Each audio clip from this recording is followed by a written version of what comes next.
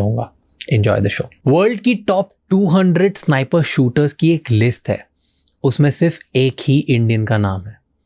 That is our today's guest Lucky Bisht. ये एक Indian secret service agent रह चुके हैं, ये फॉर्मर रॉ एजेंट रह चुके हैं, ये फॉर्मर NSG कमांडो हैं, एंड ये पर्सनल बॉडीगार्ड रह चुके हैं to the top of the top politicians in the country, including PM prime minister Modi and chief minister Adityanath Yogi ji. इनसे हमने बात करी है कि इंडियन सीक्रेट सर्विस एंड रॉ एजेंसीज काम कैसे करती हैं, कैसे सीक्रेट मिशंस को कंडक्ट किया जाता है, इंडिया में Z+ सिक्योरिटी किन्हें मिलती है, इंडियन जेल्स की रियलिटी क्या है, इंडियन सीक्रेट सर्विसेज जो होते हैं वो किस तरीके से ऑपरेट होते हैं, कैसे किसी जेल में स्मगलिंग होती है। वर्ल्ड वाइड जब स्पाई किसी भी कंट्री में होना इलीगल है, इट्स नॉट अलाउड, तो कैसे वर्ल्ड की कंट्रीज, सारी कंट्रीज अलग अलग देशों में अपने स्पाइस को ऑपरेट करती है। इन सब के बारे में हमने बात करी हमारे आज के गेस्ट लकी पिश्त से, जिन्हें एक टैग भी दिया गया था कि वो रॉ हिटमैन हैं, क्योंकि ये इतने ज़्यादा ब्रूटली एंड इफेक्टिवली ट्रेन थे। ये इंडिया के कुछ गिने चुने स्पेशल कमांडोज में से एक थे, जिन्हें इंडिया से इजराइल भेजा गया था फॉर ट्रेनिंग। एंड उस 2.5 साल की ट्रेनिंग में ये इतने ज़्यादा एक्सपर्ट हो गए कि अकॉर्डिंग टू हिम इन्हें ये सिखाया गया था कि 4 सेकंड के अंदर विदाउट एनी वेपन कैसे एक एनिमी को मारा जा सकता है। इन सब के बारे में हमने आज के एपिसोड में बात करी है। Enjoy the show. It's very important to understand how things work at a global level. But before you do that, Raj Shamani clips and Raj Shamani shorts को जाके सब्सक्राइब कर लो, क्योंकि वहाँ पर हम इस बड़े एपिसोड की छोटी छोटी क्लिप्स डालते हैं ताकि आप कम समय में ज़्यादा से ज़्यादा इन्फॉर्मेशन ले पाएँ।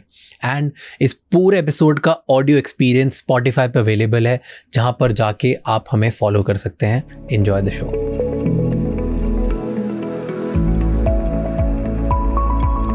गूगल करा हमने लिस्ट ऑफ स्नाइपर्स, तो उसमें आपका नाम आता है। ठीक है, मतलब वर्ल्ड के 200 स्नाइपर्स में से एक नाम आपका आता है, और आपको जेल भी जाना पड़ा था। तो क्यों जेल जाना पड़ा था, एंड क्या ये पब्लिक रिकॉर्ड में सब हर किसी का नाम अवेलेबल रहता है कि जो स्नाइपर है डेडिकेटेड, उसका नाम पब्लिक में आ सकता है? नहीं, एक्चुअली क्या है सर, देखिए कि हर किसी का नाम भी नहीं आ सकता, डिपेंड करता है नाम कौन डालता है। देखो, उससे पहले भी अगर आप एक इंसिडेंट देखो 2011 से पहले भी, तो एक सिंपल था, दुनिया की नज़रों में कुछ भी हो, कि एक आइडेंटिटी मेरी अलग थी कि मैं डिफेंस के लिए काम करता हूँ, ठीक है, या इंडियन आर्मी के लिए काम करता हूँ, या स्पेशल फोर्स के लिए काम करता हूँ, या NSG के लिए। देन आने के बाद धीरे धीरे जब मुझे एक डबल मर्डर के केस में एक किलिंग होती है उत्तराखंड के अंदर, और उस किलिंग में अरेस्ट होता हूँ मैं, ठीक है, तो इसमें उस टाइम UPA की गवर्नमेंट थी, और UPA की गवर्नमेंट डिसाइड करती है, वहाँ की पुलिस और दिल्ली पुलिस और UP से कुछ बुलाए हुए कि इस किलिंग के पीछे इसका हाथ है करके। तो कैसे, क्यों आपको ही क्यों पकड़ा?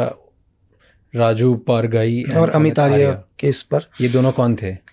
एक्चुअली दोनों, अगर आप रिकॉर्ड देखो तो दोनों के हिसाब से एज ए गवर्नमेंट रिकॉर्ड में दोनों एक बड़े गैंगस्टर्स हैं, ठीक है, दोनों बड़े गैंगस्टर्स, और कई केसेस हैं उनके ऊपर। मर्डर्स केस तो आम बात है, ठीक है, लेकिन कुछ आर्म्स डीलिंग्स पर भी हाथ है इनका। ओके, तो इलीगली वेपन स्मगल करते थे। वेपन्स और मर्डर्स तो आम बात थी, मर्डर्स वगैरह तो बहुत हैं। और इससे जब इनकी किलिंग हुई तो इनके ऊपर ये दोनों मर गए? दोनों मर गए, एक ही बुलेट से वन शॉट, एक बुलेट से दो लोग मरे? 2 आदमी, 1 bullet in 2 man kill sir, एक ही गोली से दोनों आदमी। ये कैसे हुआ? अब ये जो भी जिसने किल किया होगा उसी को पता होगा सर। तो इस केस पर मुझे अरेस्ट, एक ही गोली से दोनों आदमी मरे हैं सर, सिंगल बुलेट से। कैसे होता है, मतलब व्हाट इज पॉसिबल? अच्छा, PM एक ही कि जिसने भी मारा है, जिस शूटर्स ने भी मारा है इसको, जिस आदमी ने भी, उसने ऐसा एम लिया कि उसे दोबारा ना मारना पड़े 2 गोली।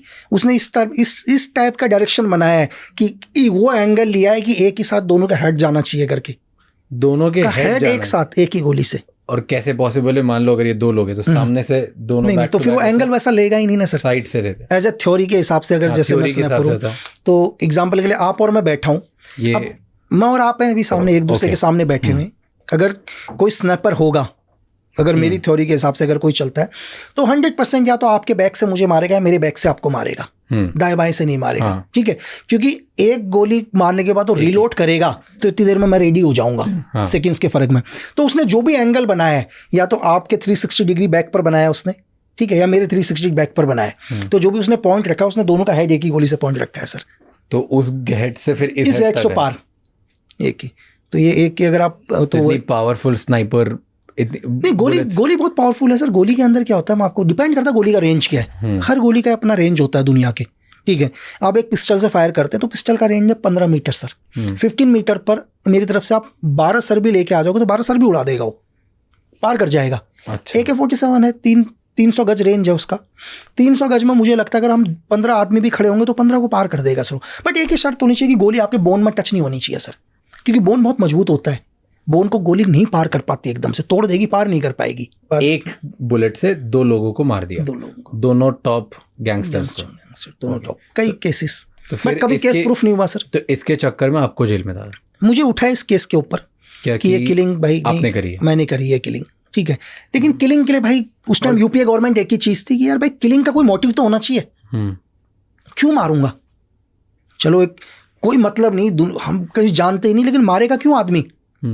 लेकिन सबसे बड़ी दिक्कत यूपीए गवर्नमेंट के लिए यही आ गया, किलिंग का रीजन क्या डालें करके, ठीक है, कि रीजन क्या डालें किलिंग का। बट क्या मतलब 1000 लोग और मार सकते थे, आप कोई क्यों उठाया? कुछ तो मिला होगा, कुछ तो प्रूफ हुआ होगा कि नहीं बस शक के दायरे में उठा दिया। एक्चुअली क्या हुआ कि जिस क्राइम सीन पर उनकी डेड बॉडी मिली, उसी क्राइम सीन पर एक हॉलिस्टर मिला उनको। हॉलिस्टर मतलब पिस्टल जिस पर रखी जाती है, हाँ। ठीक है। और मेरी गन का जो लाइसेंस, मेरे पास जो गन है सेम उसी शेप की है, उसी साइज की गन है जो हॉलिस्टर आता है। और दूसरी चीज कि वहां की कुछ इंटेलिजेंस वगैरह को इनपुट ये लगा कि ये शॉट 100% उसके अलावा किसी का नहीं है। पहली चीज कि मतलब इस टाइप का शॉट और कोई एरिया में उन्होंने नहीं सिर्फ ले एक ही चीज बोला था, मतलब जिसने मेरे को अरेस्ट किया, जिस IPS ने अरेस्ट किया, वो मुझे एक ही चीज बोलता है, देख कि मैं तुझसे ये नहीं पूछ रहा हूँ कि तूने मारा, मैं तुझसे ये नहीं पूछूंगा। बोला मुझे मालूम है तूने ही मारा है, मुझे सिर्फ ये जानना है तूने क्यों मारा है। और क्यों ऐसा बोला उसने एक ही क्वेश्चन किया, बोला कि ये शॉट तेरे अलावा दुनिया में किसी ने मारा ही नहीं है। उसका एक ही क्वेश्चन था सर। उसने बोल दिया मैं तेरे से ये नहीं पूछूंगा कि तूने मारा है या नहीं मारा, मैं तुझसे सिर्फ ये पूछ रहा हूँ तूने क्यों मारा, ये तेरे अलावा किसी और का किलिंग है ही नहीं। तो 3 दिन तक रिमांड में रखा, 36 घंटे तक, वो भी बिना मतलब बताए गवर्नमेंट को, बिना कोर्ट अलाउ नहीं है किसी को भी। आप 24 आवर्स से अपनी कस्टडी में नहीं रख सकते, इलीगली 36 घंटे तक अपनी कस्टडी में रखा। एक ही क्वेश्चन कि क्यों मारा। तो फिर आपको जेल में ले गए। फिर जब उनको कुछ नहीं लगा तो क्या मोटिव लगाएं करके, मोटिव भी तो चाहिए ना। अगर दुनिया के अंदर क्या है सर, 302 क्या है और 304 क्या है, 302 और 304 में क्या फर्क है। अगर कोई जरूरी नहीं कि हर किलिंग 302 ही हो। क्या होता है 302 और 304? 302 क्या है, अभी